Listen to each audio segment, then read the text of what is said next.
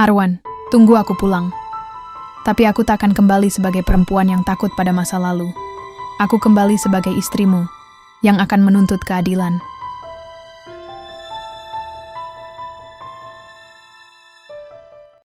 Langit Kalimantan sore itu digelayuti awan tipis yang tampak menggantung malas, seolah ikut menikmati sunyi hutan yang tak terusik. Suojin mengangkat kamera DSLR-nya dan mengambil satu jepretan lagi ke arah sungai yang berkilauan keemasan diterpa matahari tenggelam, indah. Bisiknya lebih pada dirinya sendiri. Ia telah menjelajahi beberapa desa selama 2 minggu terakhir demi proyek dokumenter budaya untuk salah satu majalah Korea ternama. Namun hari ini, langkahnya terlalu jauh. Ia memisahkan diri dari pemandu lokal demi mengejar seekor burung enggang yang melintas. Dan sekarang, ia tersesat. Suara alam menggantikan hiruk-pikuk kota yang biasa mengiringi hari-harinya. Tak ada sinyal, tak ada manusia. Hanya desir dedaunan dan dengung nyamuk yang terus mengitari telinganya. Ketika langit mulai menggelap, Suojin mulai panik. Di tengah keresahan, ia menapaki jalur tanah kecil yang menurun. Tak lama, ia melihat gubuk kayu berdiri di antara semak belukar. Rumah itu tampak tua, dengan dinding lapuk dan atap rumbia yang nyaris rubuh. Tapi asap tipis keluar dari cerobongnya, tanda kehidupan. Ia mengetuk pelan. Tak ada jawaban. Ia mengetuk lagi, kali ini lebih keras. Pintu itu terbuka tiba-tiba, dan Suojin hampir menjatuhkan kameranya. Di depannya berdiri seorang pria tinggi dengan tubuh kekar dan sorot mata tajam. Tapi yang paling mencolok adalah wajahnya. Kulitnya tampak melepuh, bekas luka bakar yang menyebar dari pelipis hingga ke dagu. Separuh wajahnya tampak seperti baru saja keluar dari neraka. Refleks, Suojin mundur setapak. Pria itu mengernyit.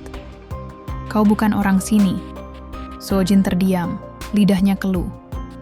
Tapi setelah beberapa detik, ia mengangguk gugup. "Aku tersesat."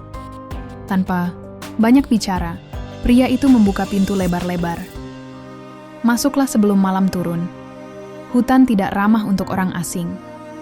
Dengan hati-hati, Suojin melangkah masuk.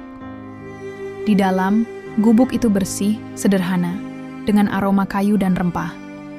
Ia duduk di atas tikar yang ditawarkan. Pria itu menuangkan air hangat ke dalam gelas bambu. "Namamu?" tanyanya datar. "Suojin." "Dari Korea." Pria itu mengangguk pelan. "Arwan." Malam itu mereka hampir tak bicara. Arwan lebih banyak diam, matanya mengamati Suojin dengan curiga, seperti sedang menilai apakah ia ancaman atau hanya pelancong. Bodoh. Tapi Suojin memperhatikan hal lain. Gerakan tangannya yang terampil saat memasak nasi di tungku, caranya menyusun kayu bakar, hingga ekspresi lembutnya ketika memberi makan seekor kucing tua yang bersembunyi di pojokan. Ada kehangatan tersembunyi di balik wajah yang terbakar. Keesokan paginya, Suojin bangun dan mendapati Arwan sudah tidak ada.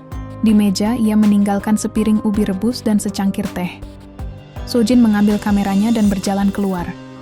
Udara pagi lembab tapi menenangkan. Ia melihat Arwan di ujung ladang kecil, sedang membetulkan pagar bambu. Ia mengarahkan kameranya diam-diam, lalu klik. Arwan menoleh cepat, tatapannya menusuk. "Kau memotretku?" Suojin terkejut. "Maaf, jangan ulangi." Ia mengangguk. Tapi dalam hati, ia tahu rasa penasarannya tak akan hilang. Siapa Arwan? Apa yang membuatnya hidup menyendiri? Apa yang sebenarnya terjadi pada wajahnya? Beberapa hari berikutnya, Suojin memilih tinggal di desa itu. Ia menginap di rumah kepala desa, lalu mulai bertanya-tanya tentang Arwan. Warga tak banyak bicara. Tapi dari bisik-bisik mereka, Suojin menangkap bahwa Arwan dulunya orang baik, bahkan dianggap pemuda paling cerdas di desanya. Tapi sejak kecelakaan itu, yang tak pernah dijelaskan secara jelas, ia berubah, menyendiri, tak mau bersosialisasi. Dan sebagian warga mulai menyebutnya pembawa sial. "Sebaiknya kau jangan terlalu dekat dengannya, Nona Suojin," kata kepala desa suatu malam. "Dia tidak seperti dulu lagi." Tapi apa yang sebenarnya terjadi padanya? Kepala desa menunduk. Kecelakaan, bertahun lalu. Tapi, ada yang bilang itu bukan kecelakaan biasa. Soojin tak bisa tidur malam itu. Ia membuka laptopnya dan melihat kembali foto yang diam-diam ia ambil dari Arwan. Wajah yang cacat, ya. Tapi ada sorot mata yang jujur. Seolah menyimpan begitu banyak beban dan rahasia. Ia memegang kamera dan tanpa berpikir panjang, menulis satu kalimat di catatan dokumenternya. Ada luka yang lebih dalam dari kulit yang terbakar. Lalu ia menulis satu lagi. Dan mungkin, aku ingin memahaminya. Sojin menatap kalimat itu di layar laptopnya. Kata-kata yang ia tulis tengah malam, setelah melihat sorot mata Arwan yang tak bisa ia lupakan. Sorot mata seseorang yang pernah bermimpi, namun terpaksa hidup dalam puing-puing mimpi yang hancur. Pagi itu, ia menenteng kamera dan mikrofon kecil, pura-pura hendak merekam suasana desa untuk dokumenter. Tapi sebenarnya, ia hanya ingin melihat Arwan lagi. Dan mungkin, bicara dengannya lebih lama dari sekadar ucapan singkat soal makan dan udara. Arwan sedang duduk di bawah pohon rambutan, tangannya sibuk mengikat rotan yang tampaknya akan digunakan untuk membuat kandang ayam. Ia melirik Sojin sebentar, lalu kembali pada pekerjaannya. Sojin memberanikan diri. Aku ingin mewawancaraimu, katanya pelan. Untuk proyekku. Arwan mendengus. Aku bukan siapa-siapa. Justru karena itu. Tatapan Arwan berhenti pada wajah Sojin. Ada jeda panjang sebelum akhirnya ia meletakkan rotan di pangkuannya. Kalau kau berkeras, duduklah. Tapi aku tidak janji jawabanku menyenangkan.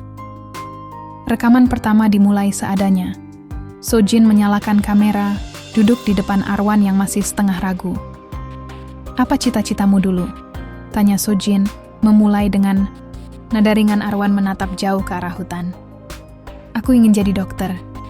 Aku suka belajar tentang tubuh manusia, tentang bagaimana luka bisa sembuh. Sojin mencatat dalam hati, luka bisa sembuh. Ironi yang menyayat. Apa yang terjadi? Arwan diam sejenak. Aku diterima beasiswa ke Jakarta. Baru 1 semester kuliah, aku pulang karena ada kabar ibuku sakit. Tapi dalam perjalanan malam itu, sesuatu menabrak motorku. Sesuatu yang besar, cepat, dan tidak berhenti. Sojin merasakan tengkuknya merinding. Mobil? Arwan mengangguk pelan. Mereka tidak pernah ditemukan. Polisi bilang aku mungkin mengantuk dan jatuh sendiri. Tapi aku tahu betul, aku ditabrak. Sojin mencatat cepat di buku kecilnya. Laporan resmi tak sesuai kenyataan.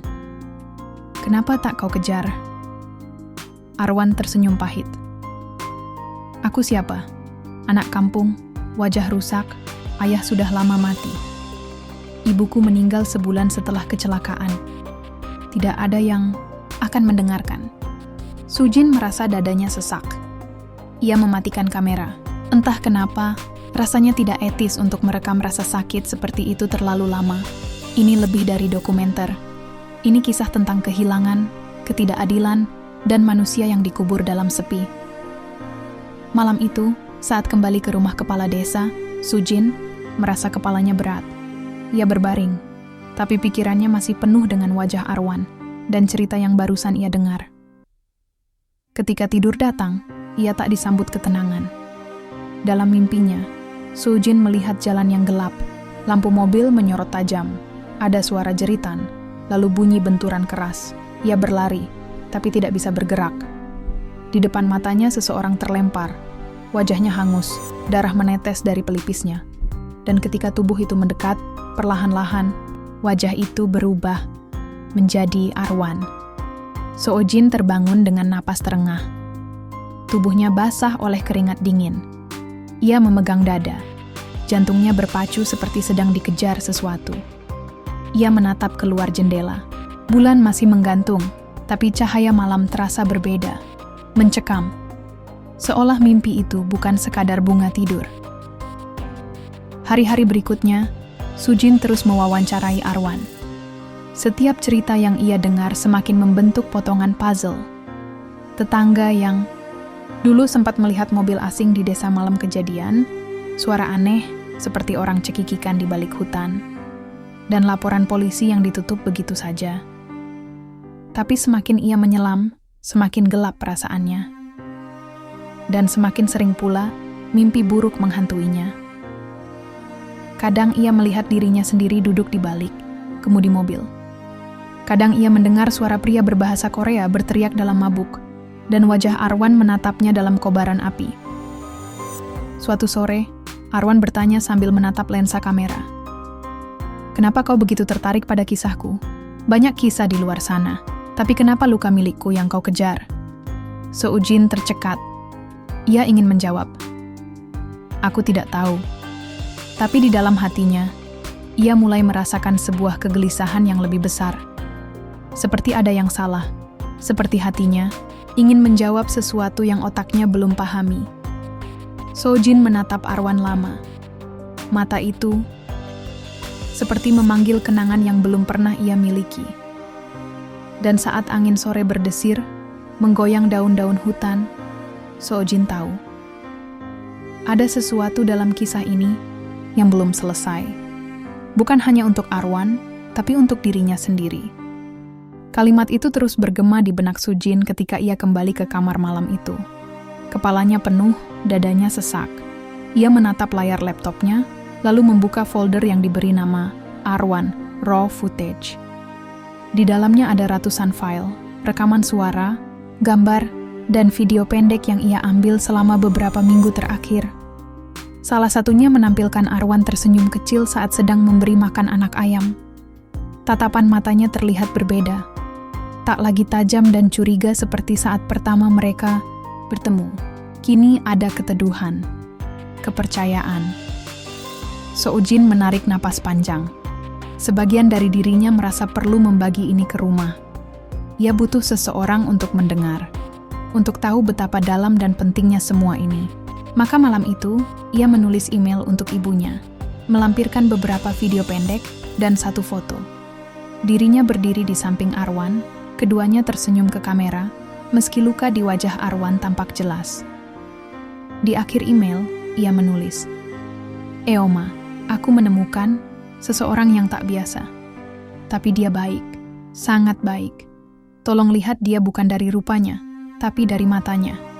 Lalu ia menekan tombol kirim. 2 hari berlalu tanpa balasan. Seojin mencoba mengalihkan pikirannya dengan kembali mendampingi Arwan. Mereka kini lebih sering menghabiskan waktu bersama, berkebun, memperbaiki pagar, bahkan sesekali tertawa kecil saat bermain catur dari kayu yang ia temukan di loteng rumah. Kepala desa Arwan bukan hanya terbuka, ia juga mulai bercerita tentang mimpinya yang dulu.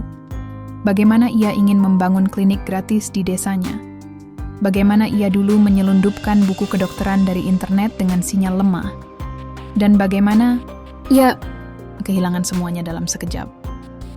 "Kadang aku masih mimpi," katanya suatu sore, "tentang pasien yang menungguku. Tapi aku tak pernah sampai ke mereka." Seojin hanya menatapnya lama.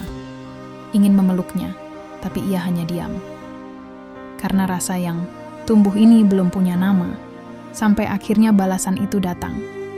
Email dari ibunya. Panjang.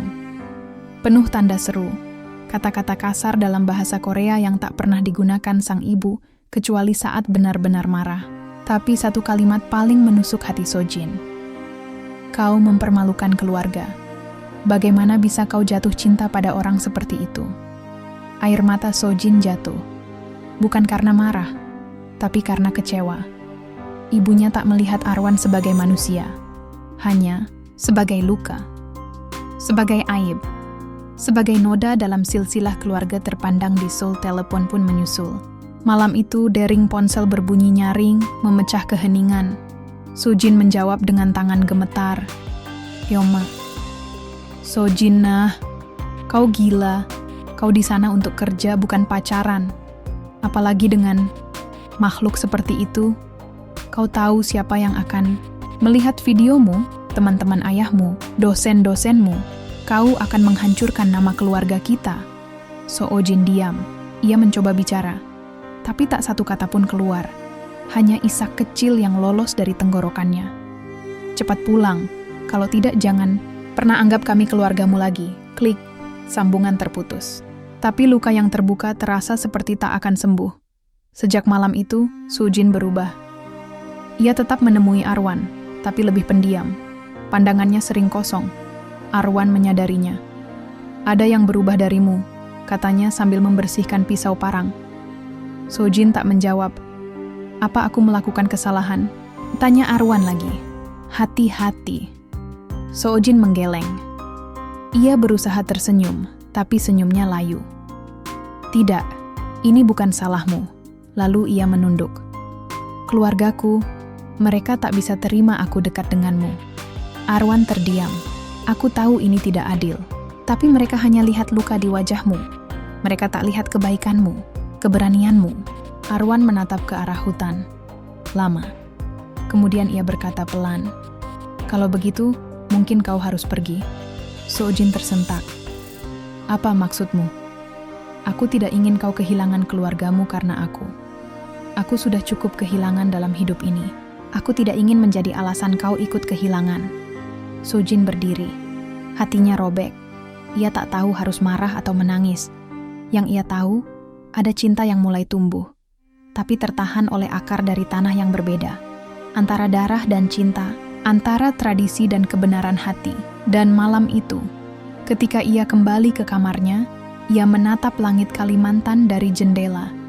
"Apa salah mencintai seseorang yang terluka?" bisiknya. Tapi langit tetap diam.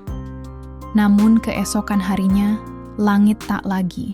Diam pagi itu, Sujin bangun dengan keputusan yang tak lagi bisa ditunda. Ia memandang cermin kecil yang menempel di dinding kayu kamar sederhana milik kepala desa, lalu berkata pada bayangannya, pelan namun tegas, "Aku akan memilih jalanku sendiri. Tak ada gaun putih, tak ada bunga mekar, tak ada musik haru atau derai air mata dari keluarga. Tapi ada dua tangan yang saling menggenggam erat di depan penghulu desa, dan dua pasang mata yang saling menatap tanpa ragu." Sujin dan Arwan menikah di bawah pohon besar yang sudah berusia ratusan tahun. Hanya ada saksi dari warga desa yang setia, seorang penghulu tua yang bicara lirih dengan aksen lokal, dan suara alam yang mengalun sebagai doa. Sujin mengenakan kebaya pinjaman, sederhana tapi bersih. Arwan memakai kemeja putih yang sudah lama tersimpan, disetrika sendiri malam sebelumnya. Saat ijab kabul diucapkan, suara Arwan sempat bergetar. Tapi ia menatap Sujin seolah dunia ini tak lagi punya luka. Dan untuk pertama kalinya, Sujin menangis, bukan karena takut, bukan karena kecewa, tapi karena lega. Karena akhirnya, ia memilih dan dipilih. Hari-hari setelah itu berjalan sederhana. Mereka tinggal di rumah kecil peninggalan almarhum Ibu Arwan.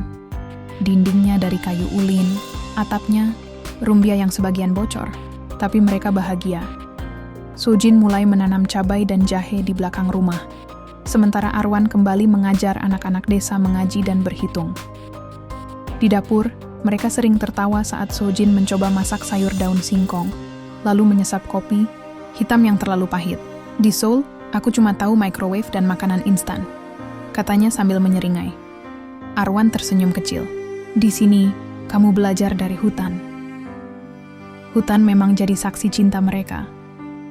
Setiap sore, mereka berjalan menyusuri jalan setapak menuju sungai. Dan saat senja jatuh, Sujin akan duduk di pinggir batu besar, bersandar pada Arwan sambil membisikkan hal-hal kecil tentang masa kecilnya di Korea, tentang bagaimana ayahnya selalu dingin dan ibunya terlalu sibuk menjaga reputasi keluarga. Namun, kebahagiaan itu tak luput dari bayangan. Jauh di Seoul, seseorang duduk di balik meja kayu mahal, menatap layar komputer dengan wajah muram. Wanita paruh baya itu tak lain adalah Ibu Sujin. Sejak menerima foto dan video dari anaknya, hatinya tak pernah tenang. Ia merasa telah kehilangan kendali, dan itu membuatnya gelisah. "Apa kau yakin anakku tinggal bersama pria itu?"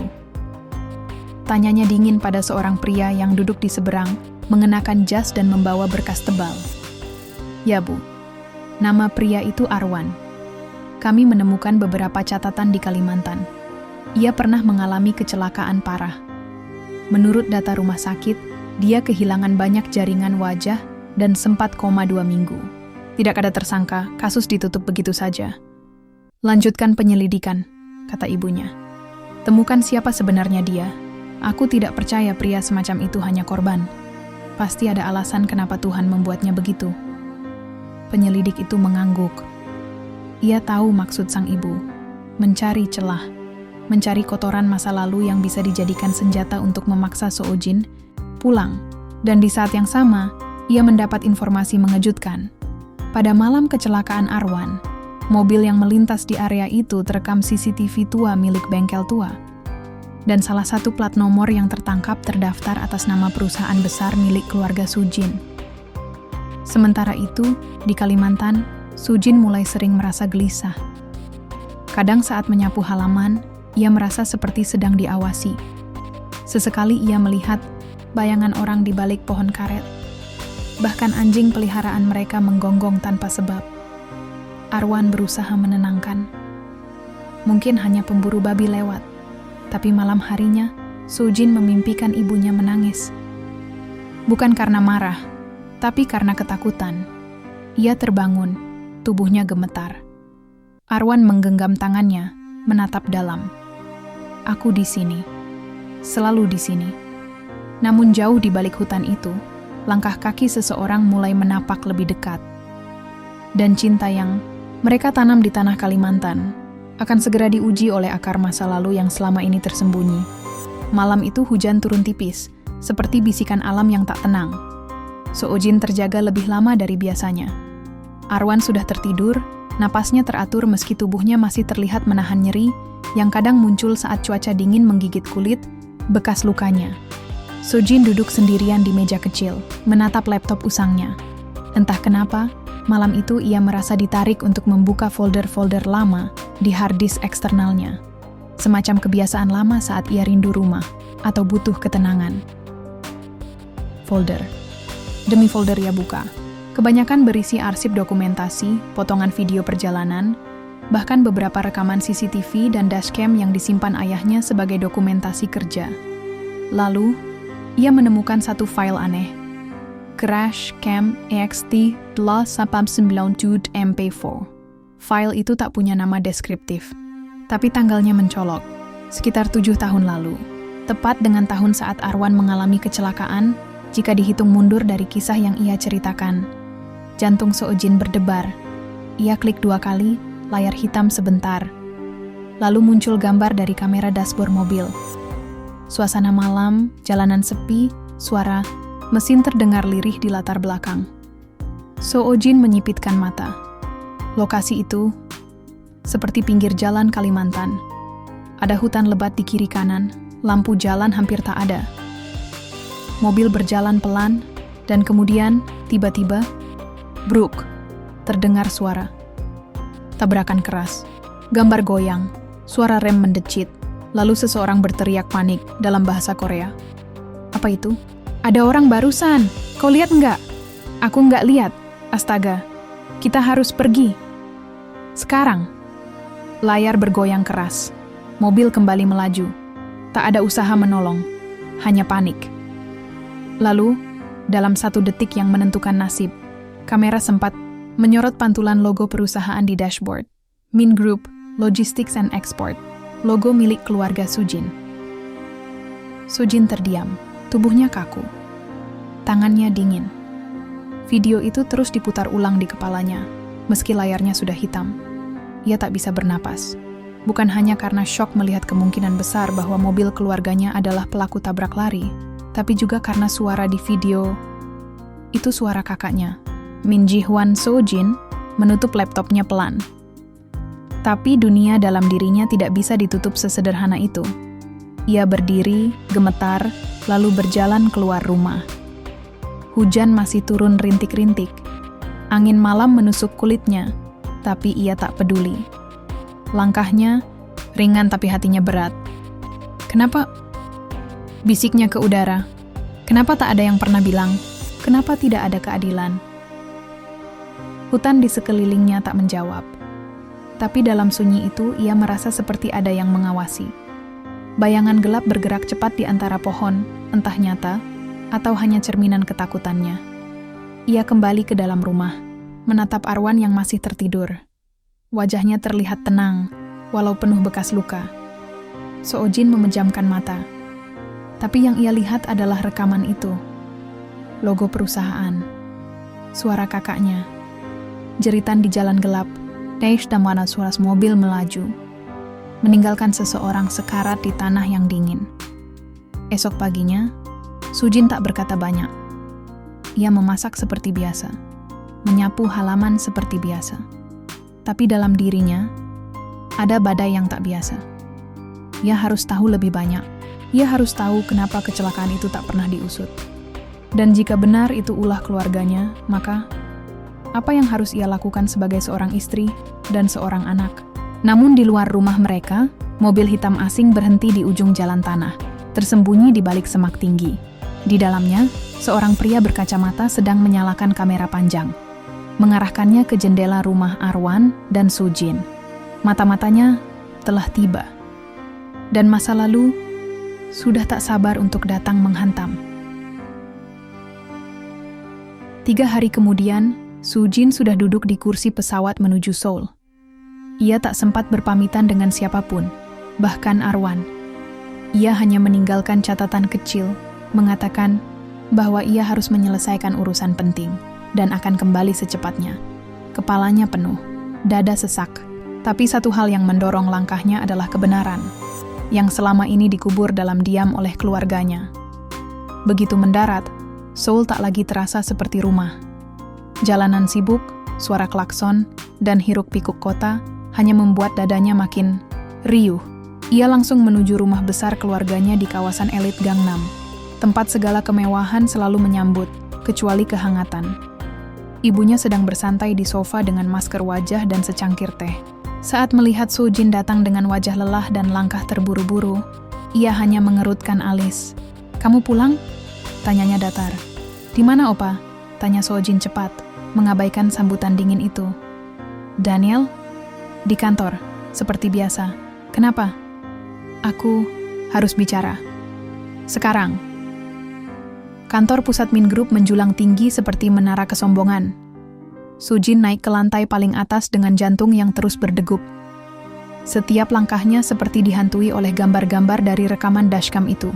Tabrakan, suara jeritan, logo perusahaan, suara Daniel, pintu ruangan terbuka. Daniel Min, atau yang biasa ia panggil Opa, sedang berdiri di balik meja kaca, menatap keluar jendela. Dasi rapi, jas mahal, tapi wajahnya tetap penuh percaya diri yang membuat Soojin selalu tidak nyaman. Ia berbalik dan tersenyum kecil. "Wah, sudah berapa lama ya aku nggak lihat kamu di kantor?" Soojin menutup pintu pelan, lalu berjalan mendekat. Ia mengeluarkan flash disk dari saku jaketnya dan meletakkannya di atas meja. "Putar. Ini," katanya. Daniel mengangkat alis. "Apa ini?" "Putar. Sekarang." Dengan rasa penasaran yang bercampur sedikit gelisah, Daniel mencolokkan flash disk ke laptopnya. Dan layar memperlihatkan rekaman yang sama. Jalanan gelap, suara mobil, lalu dentuman tabrakan. Suaranya sendiri muncul. Panik, mabuk, ketakutan. Lalu kabur. Daniel langsung menutup laptop dengan cepat. Wajahnya memucat. "Ternyata kamu simpan ini," gumamnya pelan. "Padahal kupikir semua salinannya sudah dimusnahkan." "Jadi, itu memang kamu," bisik Soojin. Napasnya tercekat.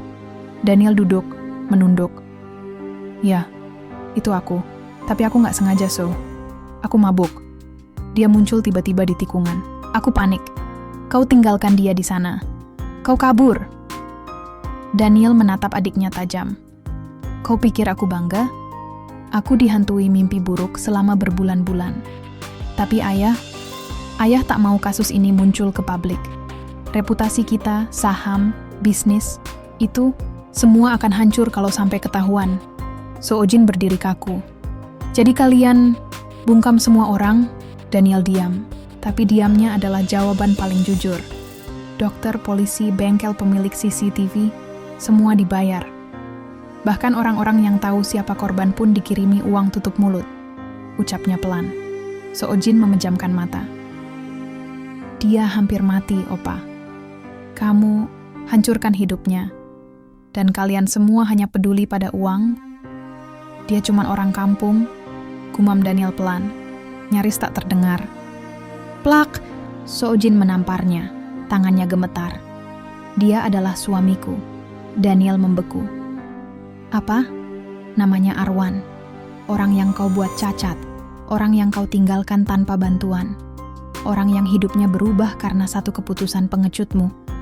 Sekarang adalah suamiku. Daniel menatap adiknya lama. Napasnya berat. Kalau begitu kamu harus pilih. Keluarga atau dia? Soojin tersenyum getir. Air matanya jatuh tanpa suara. Aku sudah memilih sejak hari aku melihat luka di wajahnya. Dan tetap jatuh cinta. Dan kamu tahu, Opa? Luka Arwan jauh lebih jujur daripada semua wajah palsu di keluarga ini. Soojin keluar dari ruangan itu tanpa menoleh. Tapi hatinya tercabik. Ia berjalan di trotoar Seoul yang dingin, dikelilingi gedung-gedung tinggi, tapi merasa seperti anak kecil yang kehilangan tempat pulang. Hatinya remuk. Tapi langkahnya tak ragu. Dan di ponselnya, ada satu pesan yang belum ia kirim. Arwan, tunggu aku pulang. Tapi aku takkan kembali sebagai perempuan yang takut pada masa lalu. Aku kembali sebagai istrimu yang akan menuntut keadilan. Soojin kembali ke Kalimantan dengan tubuh letih dan mata yang sulit terpejam selama penerbangan panjang. Tapi, bukan hanya kelelahan yang membuatnya gelisah. Ada beban yang menempel di pundaknya, lebih berat dari koper yang ia bawa. Langit sore di Kalimantan mendung, udara lembab, dan suara jangkrik menyambutnya begitu ia turun dari mobil sewaan. Tapi yang paling menenangkan hatinya adalah saat melihat rumah kayu itu masih berdiri tenang di pinggir hutan, dikelilingi senyap dan hijaunya alam. Tempat di mana hatinya berlabuh. Tempat Arwan menunggunya. Namun langkah Soojin terasa berat. Ia tahu, kebenaran yang ia bawa pulang bukan kabar baik. Dan tanpa ia sadari, dari jauh, dua pria berkulit terang dalam mobil SUV hitam memotret dirinya diam-diam. Salah satu dari mereka menekan tombol ponsel dan melapor. Target sudah tiba. Siap perintah berikutnya. Arwan memeluk Soojin erat ketika wanita itu tiba. Senyum tipis menghiasi wajahnya meski mata Arwan tak bisa menyembunyikan rindu dan kekhawatiran. Kamu gak kasih kabar. Aku khawatir, katanya sambil membelai rambut Soojin. Aku hanya butuh waktu sendiri. Ada urusan keluarga yang harus kuselesaikan, jawab Soojin lembut, menunduk. Ia tak sanggup menatap mata itu, mata yang jujur, yang telah cukup lama hidup. Dalam luka, Arwan menatapnya lama, seakan mencoba membaca isi hatinya. Tapi ia hanya mengangguk, lalu menggenggam tangan istrinya. Yang penting kamu pulang. Namun sejak malam pertama kepulangan Soojin, semuanya terasa berbeda. Ia tak banyak bicara. Sering terdiam menatap luar jendela. Beberapa kali terbangun di malam hari, lalu memeriksa ponsel atau membuka laptop, dan memandangi flash disk yang belum. Ia buka kembali. Arwan menyadari itu, tapi ia mencoba bersabar. Sampai suatu malam, saat ia terbangun dan mendapati Soojin berdiri di luar rumah, hanya mengenakan sweater tipis, menatap hutan yang gelap gulita. Kenapa kamu di luar? Tanya Arwan lembut. Soojin terkejut, menoleh cepat. Enggak apa-apa, aku cuma butuh udara. Arwan memandang ke arah hutan. Matanya menyipit. Kamu merasa ada yang ngikutin kita? Soojin membeku. Apa maksudmu? Aku lihat jejak ban aneh 2 hari lalu, di jalan setapak yang jarang dilalui. Terlalu dalam untuk ban motor warga sini. Sejak kamu pulang, aku ngerasa ada yang ngawasin. Soojin menunduk. Ia tahu ini saatnya bicara, tapi mulutnya terkunci. Dan kamu berubah, Su. Lanjut Arwan pelan. Aku tahu kamu nyembunyiin sesuatu. Sementara itu, di balik pohon besar tak jauh dari sana, suara kamera berbunyi pelan. Salah satu mata-mata menurunkan kameranya dan bergumam. Kalau perempuan itu mulai buka mulut, kita bertindak. Perintah jelas. Jangan sampai cerita lama itu muncul lagi. Reputasi keluarga Min terlalu mahal buat dihancurkan seorang lelaki hutan, balas kawannya. Malam-malam berikutnya makin mencekam. Setiap suara ranting patah, setiap daun yang bergerak oleh angin, membuat Soojin terlonjak. Ia bahkan mulai tidur dengan lampu menyala, hal yang tak pernah ia lakukan sebelumnya. Arwan diam-diam mulai menyelidiki. Ia berjalan ke hutan pagi-pagi, sekali dan menemukan puntung rokok dengan merek asing yang tak dijual di desanya. Ia melihat ada sudut pohon yang kulitnya tergores seperti bekas tumpuan tripod.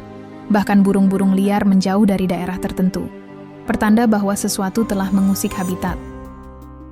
Saat kembali ke rumah, Arwan memandang Sujin yang sedang membuat teh. "Kamu harus jujur, Sujin. Siapa yang kamu bawa pulang dari Korea?" Sujin terdiam. Tangannya gemetar. Cangkir di tangannya jatuh, pecah berkeping. Air matanya mulai menetes. Aku nggak sengaja, Arwan. Tapi sekarang mereka tahu. Dan mereka ingin menyembunyikan semuanya lagi. Arwan mengangkat alis. "Siapa mereka?" "Opaku, keluargaku, mobil itu yang nabrak kamu.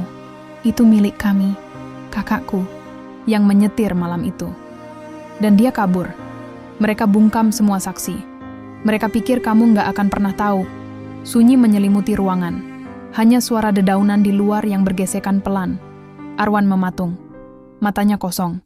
Dunia yang selama ini ia terima sebagai kenyataan, penuh luka, penuh kehilangan, tiba-tiba memiliki wajah, dan wajah itu adalah keluarga wanita yang kini berdiri di hadapannya.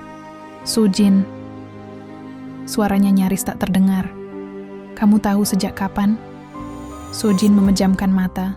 Baru aku tahu setelah aku lihat video dashcam. Aku kembali ke Korea untuk memastikannya. Tapi aku takut bilang ke kamu. Aku takut kamu akan... Arwan berdiri. Ia tak melanjutkan kalimatnya. Ia hanya mengambil jaket, lalu keluar rumah, tanpa sepatah kata pun. Sojin memanggilnya. Tapi Arwan tak menjawab. Dan di balik semak, kamera masih mengarah ke pintu rumah. Malam itu, bayang-bayang tak hanya datang dari pohon. Mereka datang dari masa lalu, dari kebohongan, dan dari cinta yang retak karena kebenaran yang menyakitkan. Langkah kaki Arwan membelah gelapnya malam, tanpa tujuan, tanpa arah. Hanya amarah dan luka yang menuntunnya ke dalam hutan. Dedaunan basah menyapu kakinya, ranting mematah di bawah sepatu botnya, tapi tak ada rasa. Hatinya sudah lebih hancur daripada tubuhnya dulu, saat terguling di jalan raya. Ia mendengar desiran sungai kecil di kejauhan, dan di sanalah ia duduk. Menengadah ke langit yang tertutup awan gelap. Hanya satu pertanyaan memenuhi pikirannya. Apa arti cinta kalau dibangun di atas rasa bersalah? Sementara itu, Sujin gelisah di rumah. Ia tak bisa tidur. Tangan gemetaran membuka laptop, menyalakan kembali rekaman dashcam yang pernah ia lihat. Video itu dibuka otomatis. Ada suara tawa, musik keras. Kamera dari dashboard mobil menyorot jalan yang berkelok, malam yang basah, dan... "Daniel, pelan sedikit. Santai aja, no one's out here." Lalu tabrakan, lalu kabut, lalu tubuh terlempar, wajah yang tak terlihat jelas, suara kaca pecah dan jeritan. Sujin menutup mata, air matanya jatuh lagi. Ia menyesal tak jujur sejak awal. Tapi semuanya sudah terjadi, dan Arwan belum kembali. Pagi harinya, Arwan muncul.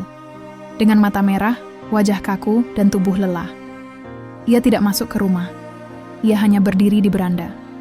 Sojin menyambutnya, tapi Arwan menolak disentuh. "Semalam aku balik lagi ke hutan. Ke tempat kamu biasa ambil gambar. Aku nemu ini." Tangannya mengangkat flash disk merah yang pernah ia lihat terselip di sela buku Sojin. "Awalnya aku nggak peduli, tapi rasa curiga itu makin kuat, jadi aku pinjam laptop kamu." Ia menatap mata Sujin, dan semua kebohongan itu aku lihat sendiri. Sujin terdiam, dadanya sesak. "Aku tahu aku bukan siapa-siapa. Bahkan mungkin aku nggak pantas jadi suamimu. Tapi kamu, Sujin..." Arwan menarik napas, menahan luapan emosi. "Kamu datang masuk ke hidupku, kasih harapan. Tapi ternyata kamu bagian dari keluarga yang bikin aku cacat seumur hidup." "Arwan, tolong dengar dulu. Enggak, kamu diam." Suaranya naik. Untuk pertama kalinya, Arwan membentak. Wajahnya memerah, tubuhnya bergetar. Aku nggak butuh dikasihani. Kalau kamu mencintaiku karena rasa bersalah, itu lebih menyakitkan dari kecelakaan itu sendiri. Soojin menitikkan air mata, tapi Arwan berbalik.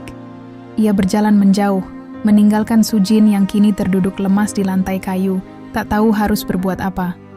Beberapa hari berlalu, rumah itu sunyi, seperti kehilangan napas. Arwan tidak berbicara. Ia tidur di beranda, makan sendiri, dan hanya keluar saat pagi. Sementara Soojin hanya bisa melihat dari jauh. Hatinya digerogoti penyesalan, tapi ia tahu Arwan butuh ruang. Namun, malam-malam mereka menjadi mimpi buruk. Sekarang Soojin tidak hanya takut akan Arwan yang menjauh, tapi juga bayang-bayang keluarganya yang masih mengintai. Orang-orang suruhan Daniel tak berhenti muncul. Kali ini lebih nekat. Salah satu dari mereka terlihat menyelinap ke dapur rumah ketika Sujin ke sungai. Arwan yang melihatnya langsung menyergap. Pria itu kabur. Tapi kali ini, Arwan tidak diam. Malam itu, ia kembali ke rumah dan melemparkan flash disk ke atas meja. Kita harus bicarakan ini. Sekarang. Percakapan mereka berlangsung lama. Penuh tangis, penuh kemarahan. Tapi di ujungnya, hanya keheningan yang tersisa. Aku nggak tahu harus bagaimana lagi, Arwan, bisik Soojin. Kalau kamu benci aku bisa pergi. Arwan tak langsung menjawab. Ia memejamkan mata. Aku nggak benci kamu, tapi aku juga belum bisa memaafkan. Kata-kata Arwan malam itu masih terngiang dalam kepala Sujin. Ia tahu, meski tak dibenci, hatinya belum benar-benar diterima kembali. Tapi itulah yang membuat langkahnya keesokan pagi menjadi bulat. Cinta bukan hanya tentang perasaan, ia tentang keberanian untuk memperjuangkan kebenaran, meski itu berarti melawan darah daging sendiri. Soojin berdiri di depan kantor Kejaksaan Negeri. Udara Kalimantan, pagi itu panas dan lembab, tapi hatinya lebih panas dari matahari. Dalam ransel kecilnya, ia membawa seluruh salinan rekaman dashcam, bukti dokumen dari penyelidik pribadi, dan transkrip pesan suara kakaknya yang mengaku menabrak seseorang saat mabuk, semua bukti yang bisa menyeret Daniel ke pengadilan. Ia menatap petugas resepsionis yang terkejut melihat wanita asing datang sendiri, lalu berkata pelan tapi tegas. Saya ingin melaporkan sebuah kecelakaan tabrak lari yang ditutup-tutupi selama bertahun-tahun. Korbannya tinggal di desa ini. Saya istrinya. Hari itu, segalanya bergerak cepat. Media mulai meliput. Isu bahwa seorang wanita Korea melaporkan keluarganya sendiri ke pengadilan Indonesia menjadi sorotan. Daniel, yang sedang dalam perjalanan bisnis di Seoul, langsung ditangkap Interpol dan diekstradisi ke Indonesia. Orang tua mereka murka. Soojin menerima telepon dari ibunya yang hanya berisi tangisan, teriakan, dan satu kalimat menyayat. Kamu bukan anak kami lagi. Soojin tidak menjawab. Ia hanya memandangi ponselnya yang bergetar. Tangannya gemetar, tapi matanya tetap teguh.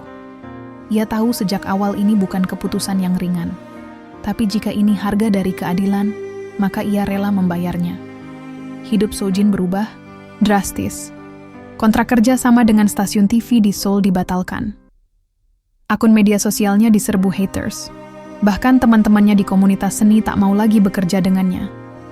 Ia kehilangan segalanya yang dulu pernah membentuk identitasnya, pekerjaan, keluarga, status. Namun, ia tidak kehilangan satu hal, hati nuraninya. Soojin kembali ke rumah kayu itu. Rumah yang dulunya terasa asing, kini menjadi satu-satunya tempat yang benar-benar ia sebut rumah. Arwan masih menjaga jarak. Namun kali ini ia tak menolak saat Sujin menyuguhkan makan malam. Tak menolak saat Sujin duduk di beranda bersamanya. Dan saat Sujin menggenggam tangannya dan berkata lirih, "Aku sudah kehilangan semuanya, tapi aku nggak nyesel, karena yang kupilih adalah kamu." Arwan menatapnya dalam diam. Air matanya jatuh, dan untuk pertama kalinya, setelah semua luka dan kegetiran, ia menarik Soojin dalam pelukan. Hari-hari berikutnya adalah tentang membangun kembali. Bukan hanya rumah, tapi kepercayaan, harapan, dan kehidupan. Mereka mulai membuka perpustakaan, kecil dari koleksi buku Sojin dan anak-anak desa mulai datang membaca. Arwan, yang dulu menutup diri, kini menjadi sahabat bagi banyak anak. Ia mengajari mereka menggambar dan mengenali tumbuhan obat.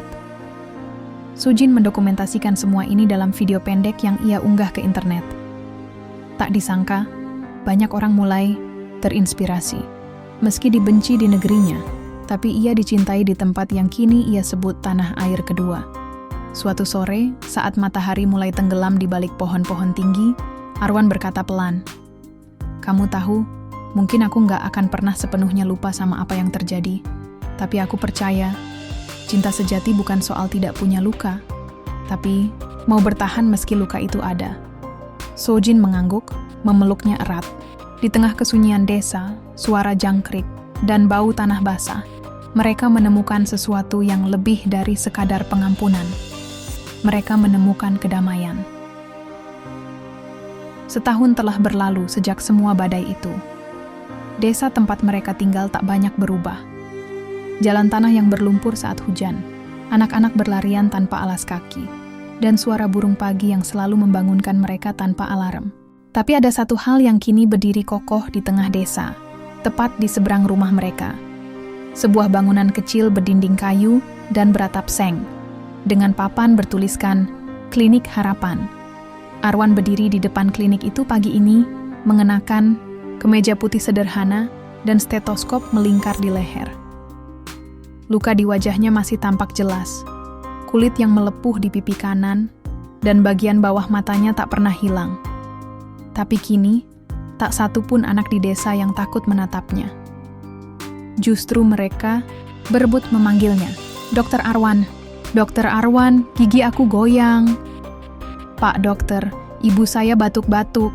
Soojin duduk di bangku panjang tak jauh dari sana, memotret diam-diam dari kejauhan. Ia tersenyum.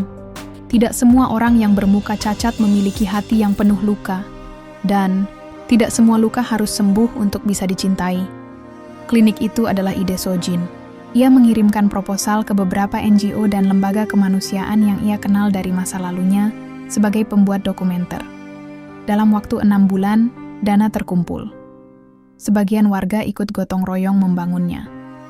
Meski Arwan bukan dokter secara formal, tapi ia menyelesaikan pelatihan kesehatan dasar dan bekerja sama dengan bidan desa untuk pelayanan medis ringan. "Yang penting bukan gelarnya," ujar kepala desa suatu hari, tapi hatinya. Soojin sendiri tak kembali ke dunia dokumenter sepenuhnya. Ia kini mengajar bahasa Korea dan membuat kelas menulis kreatif untuk anak-anak desa. Sesekali ia menulis artikel tentang kehidupan desa dan perjuangannya, yang beberapa kali dimuat di media internasional. Namanya mulai dikenal bukan karena sensasi, tapi karena keberanian mencintai dengan jujur. Suatu malam, saat hujan turun deras dan listrik padam, mereka duduk di beranda hanya ditemani cahaya lilin. Arwan memandang jauh ke hutan yang gelap lalu berbisik, "Kadang aku masih bertanya-tanya, kenapa Tuhan membiarkan aku ditabrak, disingkirkan, lalu dihukum jadi orang asing di desaku sendiri?" Sojin menggenggam tangannya. "Mungkin supaya kamu bisa menemukan tempat yang benar-benar menghargai kamu. Dan supaya aku bisa menemukan kamu." Arwan tertawa kecil, kemudian menatap wajah Soojin yang diterangi nyala lilin. Luka itu mungkin tak akan pernah hilang dari kulitnya, tapi di matanya, cahaya itu adalah milik seseorang yang sudah menyembuhkan luka jauh lebih dalam, luka di hati. Beberapa bulan kemudian, Sojin diundang menjadi pembicara dalam forum internasional bertema Keadilan dan Cinta Lintas Budaya. Ia tampil dengan gamis sederhana, tanpa make-up mencolok, tanpa pencitraan. Di panggung itu ia hanya berkata, "Saya kehilangan segalanya, tapi saya tak pernah kehilangan keberanian untuk memilih kebenaran. Cinta sejati bukan tentang siapa yang paling cantik, siapa yang paling mapan, atau siapa yang punya latar belakang bersih, tapi tentang siapa yang tetap tinggal saat segalanya runtuh." Dan di sebuah sore yang hangat, Soojin menuliskan kalimat terakhir di jurnal hidupnya, sambil menatap Arwan yang sedang menggambar bersama anak-anak desa di bawah pohon besar. Cinta bukan tentang kesempurnaan, tapi tentang bertahan, berkorban, dan memilih. Dan aku memilih dia setiap hari.